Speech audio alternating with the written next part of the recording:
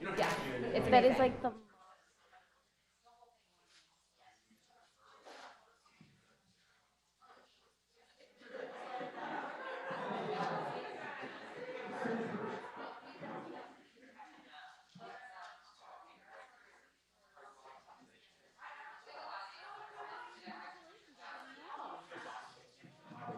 That's so cool. Who else is it? This is the Forbes, what, 30 under 30?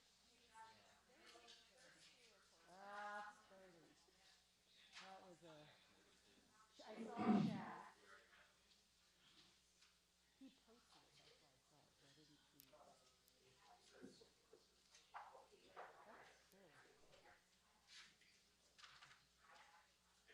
That's cool. That's cool. That's a find it.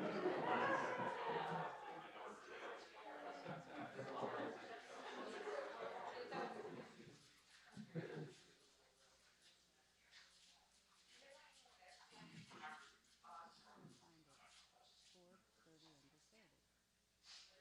30. Click on it.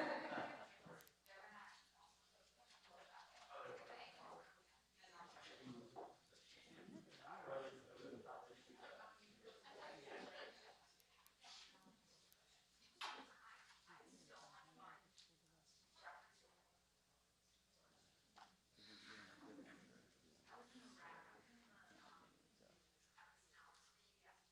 under media.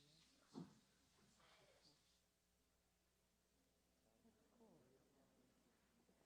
Well, there have been stories written about the ornaments, so they probably.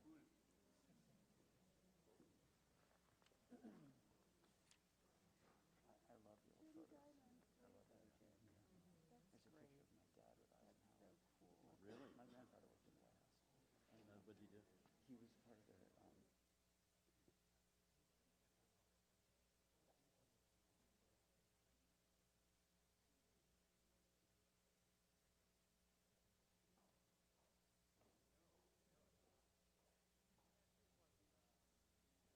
No, it was fun.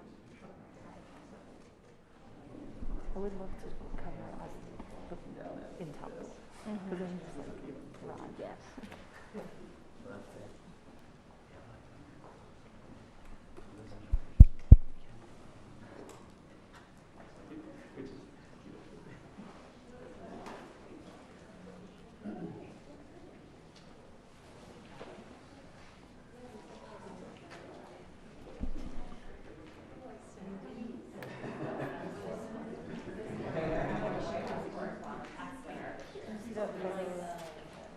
Doug and Justin.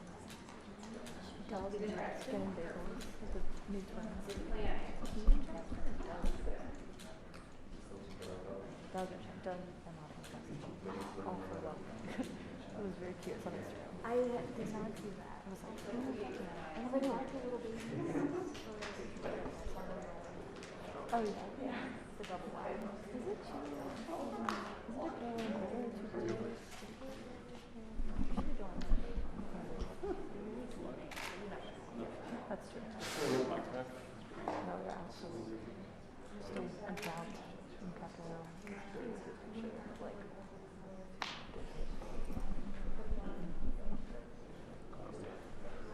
You know where he left it in the back?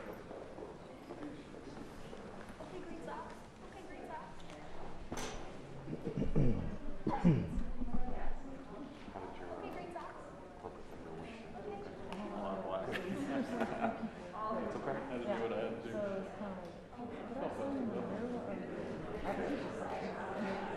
Yes, exactly. no problem. It was so easy. I think the best part of those things is you don't just cash it out. Like, you know who you I don't know. Yeah.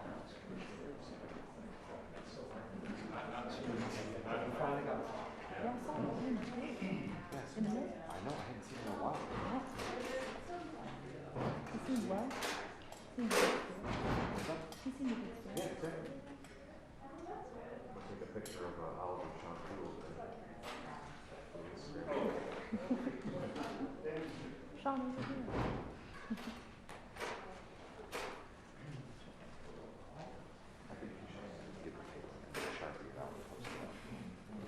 We should put that in story.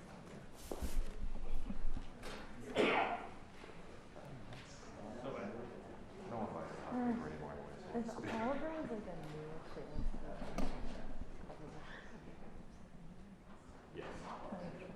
It's funny.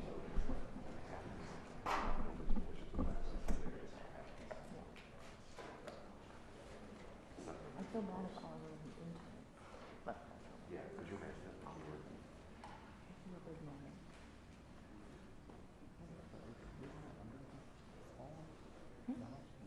It isn't.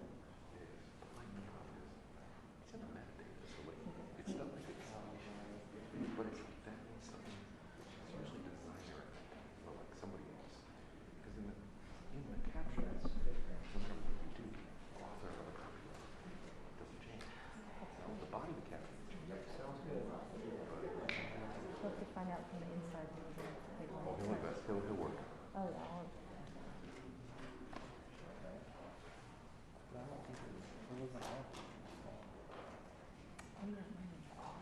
No, I think it was CPA. The problem is they did all designs. They could have captions. Your desk is just getting into a photo viewer, whatever, because they have, if I understand it right, at a paper, it's like their version of Photo Mechanic where everything comes in. Like the wire, you could look at everything, UVA/DC, all of us that they subscribe to.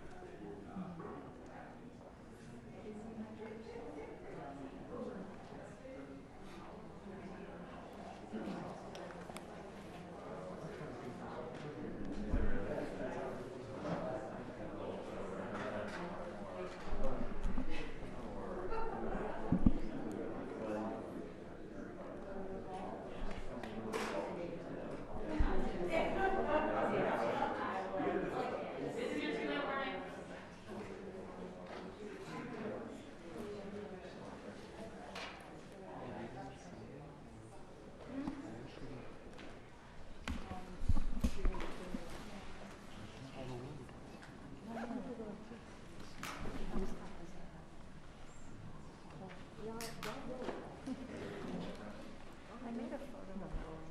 Which one's the one?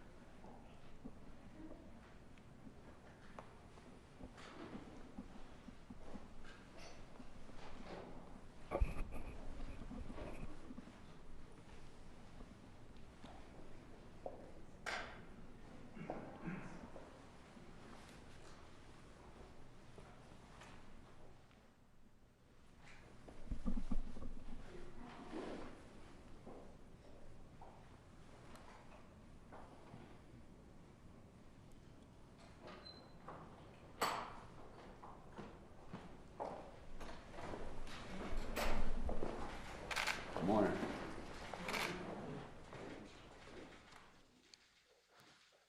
Before I start, I'd like to report that later today I'll be signing a bill funding the government operations for the next few months. Funding the government isn't a great achievement. It's a bare minimum of what we need to get done. But in these times, a bipartisan cooperation is worth recognition. So I want to thank Senators Schumer and McConnell and Speaker Pelosi for getting this done. And I want to thank a substantial bipartisan vote in the Senate for sending this bill to my desk today to avoid disruptions of government operations. And I want to urge Congress to use the time this bill provides to work toward a bipartisan agreement on a full-year funding bill that makes the needed investments in our economy and our people, from public health to education to national security. Now, for today's news.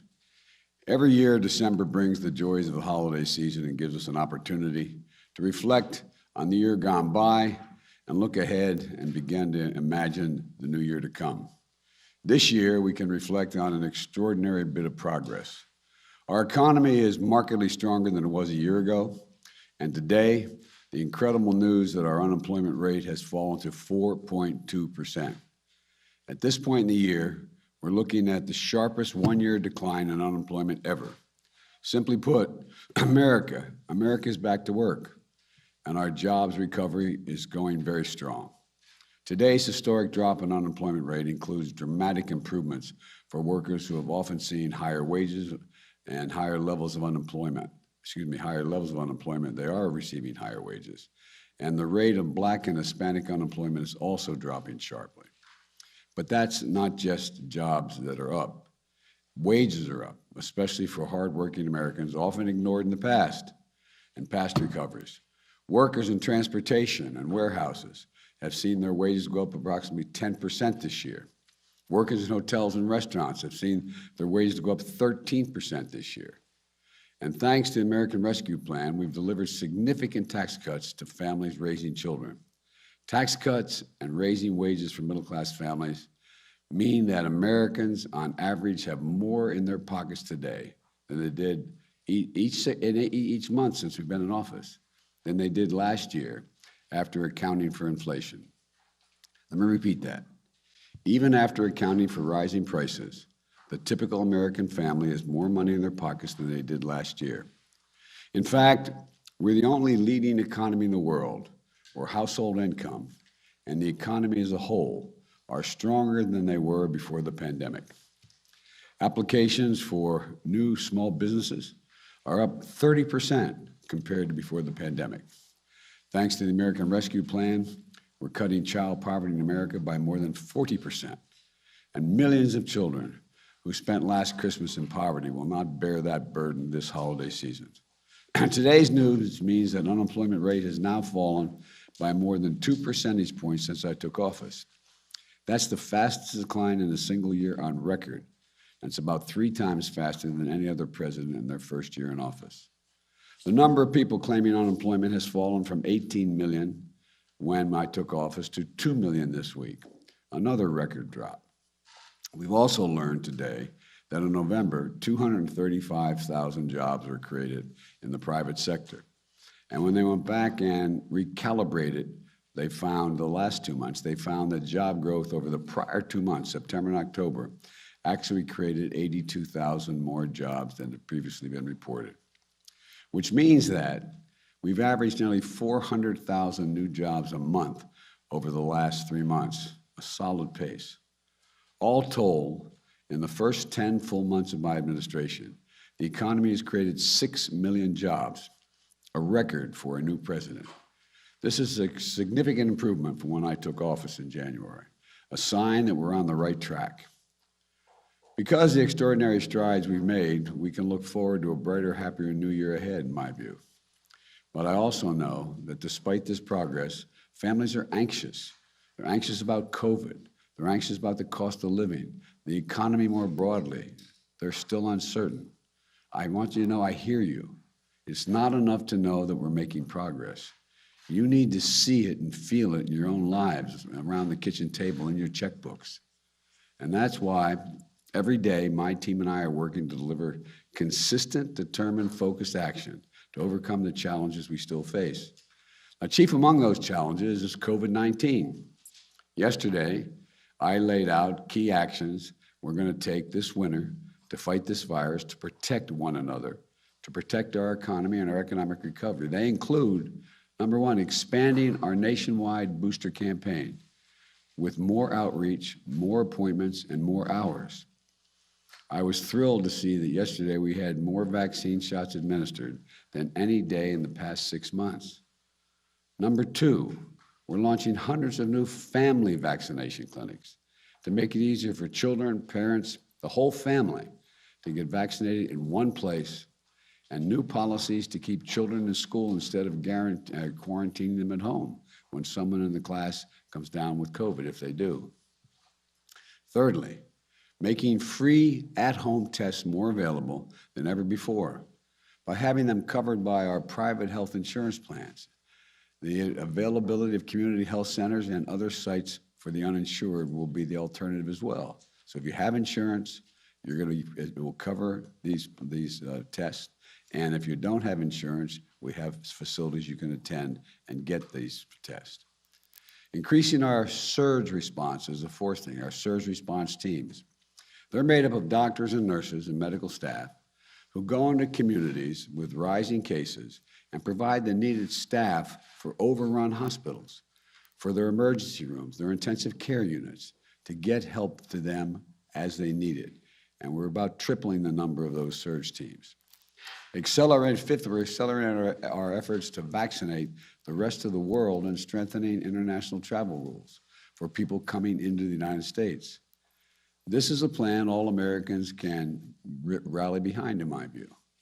We're also addressing another concern for families, prices.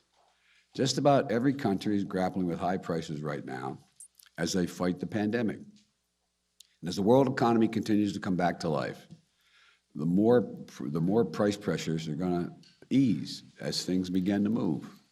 But we're not sitting around waiting. In the meantime, I've used every tool available to address price increases, and it's beginning to work. Take gasoline and gas prices. Last week, I announced the largest ever release from the United States Strategic Petroleum Reserve to increase the supply of oil and help bring down prices. And I brought together other countries, India, Japan, the Republic of Korea, the United Kingdom, who all agreed to join me in releasing additional oil from their reserves. And China may very do more as well. They haven't done it yet. This worldwide effort we're leading won't solve the problem of high gas prices overnight. But over the last month, likely due in part to the anticipation of this action, we've seen oil and gas prices out of the wells. Oil and gas prices on the wholesale market come down significantly. Since the end of October, the average weekly price of gasoline on the wholesale market, that's what you sell to the gas stations, has fallen around 10%. And that decline has picked up in recent days. That's a drop of about 25 cents per gallon. These savings are beginning to reach Americans and should pick up in the weeks ahead. And it can't happen fast enough. And I've asked the Federal Trade Commission to consider whether potentially illegal and anti-competitive behavior in the oil and gas industry is causing higher prices for consumers when they don't need to be that high because the wholesale prices come down so much. So we can assure the American people are paying a fair price for gas. At this time of the year, another concern that's facing American families is about being able to find what you need in the holidays, whether it's gifts or groceries. As I laid out earlier in the week, because of my actions, the actions that my administration has taken, in partnership with business, with private business and labor, retailers and grocery stores, freight movers and railroads, the shelves of our stores are going to be well stocked. We've sped up operations at our ports. For example, at the Port of Los Angeles and Long Beach, the two busiest ports in America. Over the last month, the number of containers left sitting on the docks for over 8 days is down by 40%. I've said that before, and people have come to me and said, well, what does that mean? And so they're down 40%. Well, it means that the product are no longer sitting on the docks. They're getting off the docks, into trains, into trucks, into vehicles to get them to the store shelves. This is an incredible success story.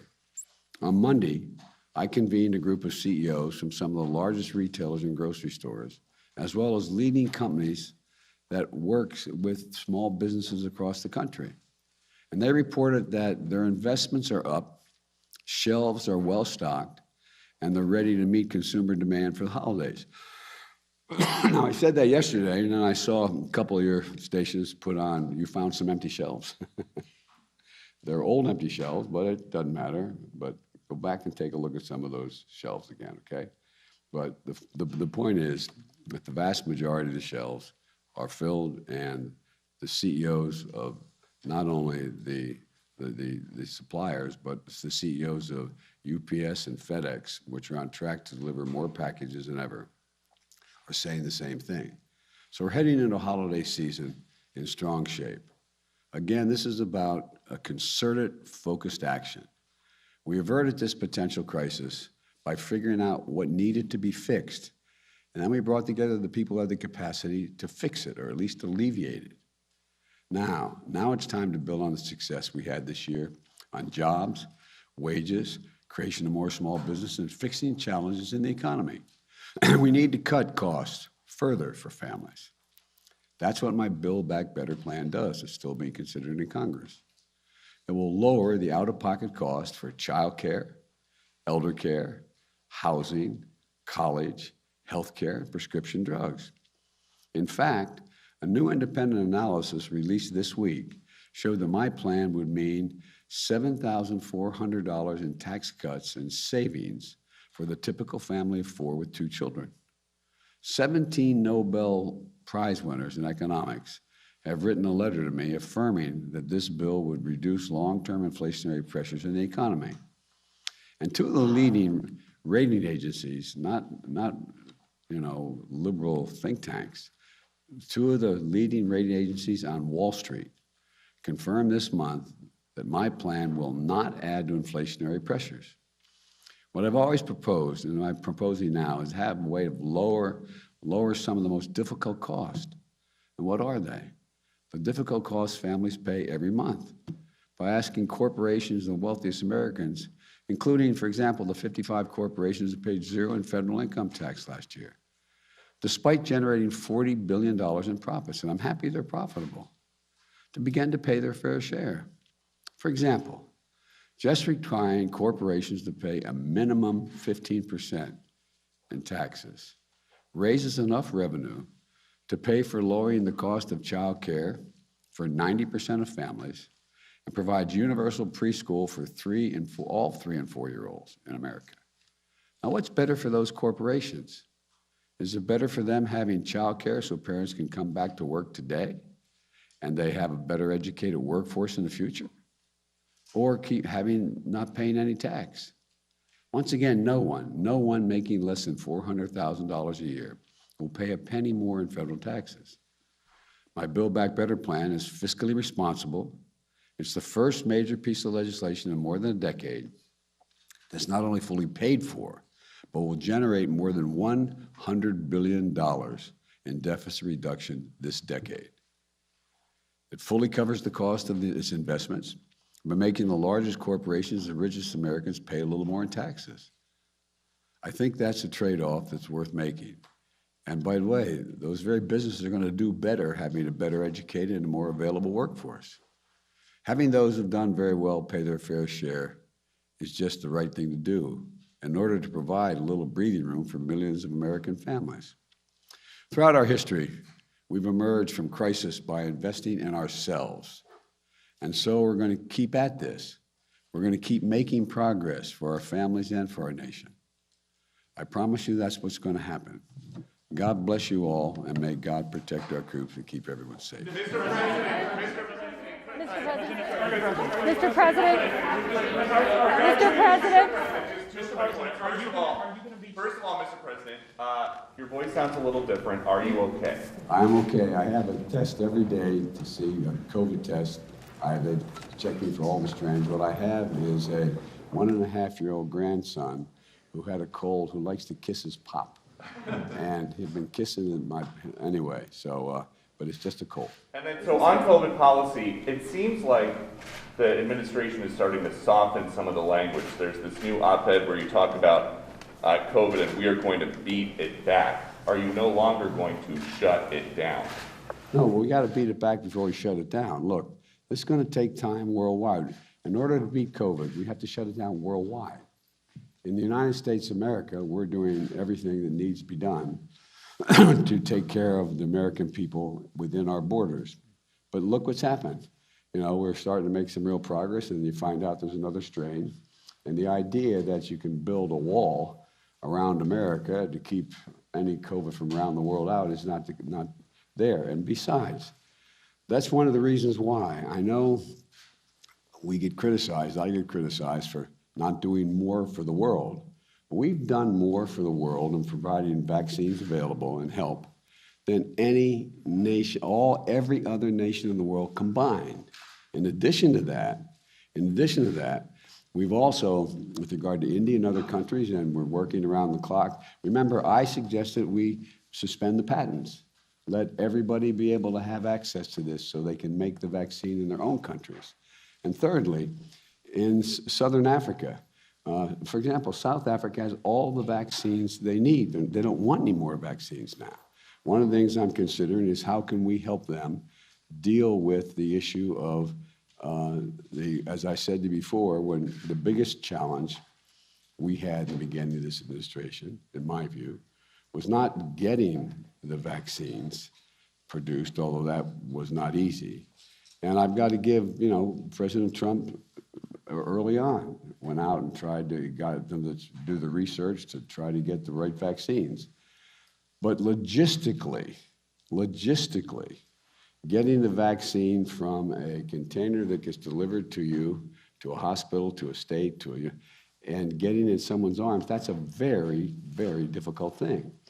And we did it better than anybody in the world has done it, but we're going to try to help other people. Thank you, Mr. President. Given that there are now multiple cases of Omicron here in the U.S., are you considering requiring vaccines for domestic travel or any other new measures for domestic travel? The measures that I announced yesterday we believe, are sufficient to deal with the proper medical precautions to deal with the spread of this new variant.